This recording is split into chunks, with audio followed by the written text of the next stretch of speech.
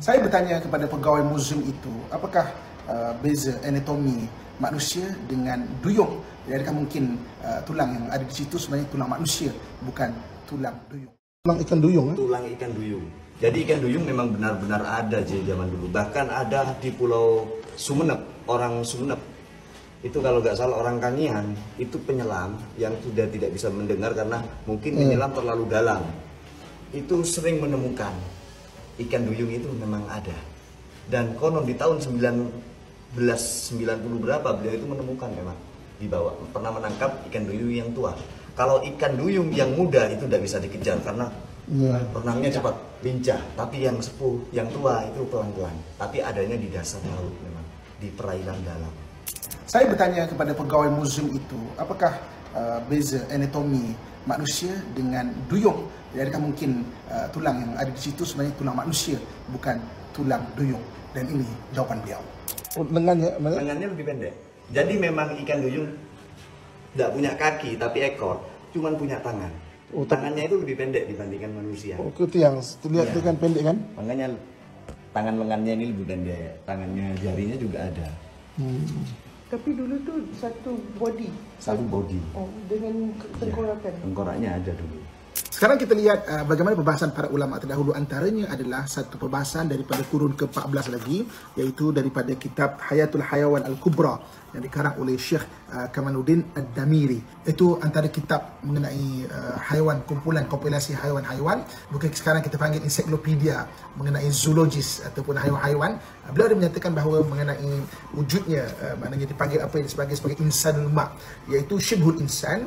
Dia bentuk seperti manusia, kemudian juga maknanya dijumpai di perairan Syam.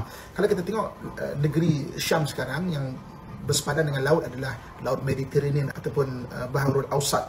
Jadi maknanya kalau kita lihat memang di laut Mediterranean itu banyak haiwan yang pelik, contohnya macam Nabi Yunus AS ditelan oleh ikan nun juga di laut Mediterranean itu. Ada apa yang disebut sebagai insan ma'.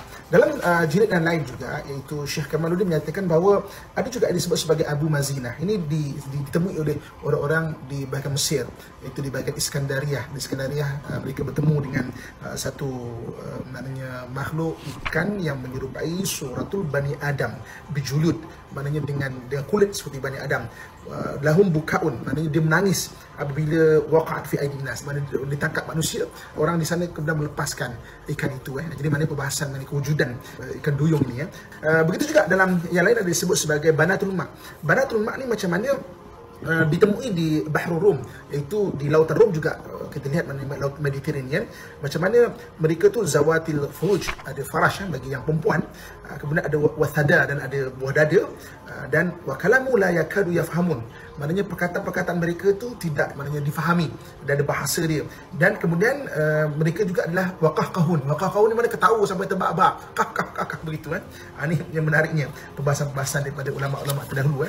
Dan begitu juga dalam kitab Al-Qazwini, iaitu Ajaib Makhluqat, membahaskan juga mengenai kewujudan ikan duyung. Itu mengenai ensiklopedia zoologis ataupun ulama-ulama kita dan sudut mereka mengumpulkan haiwan-haiwan yang mereka temui.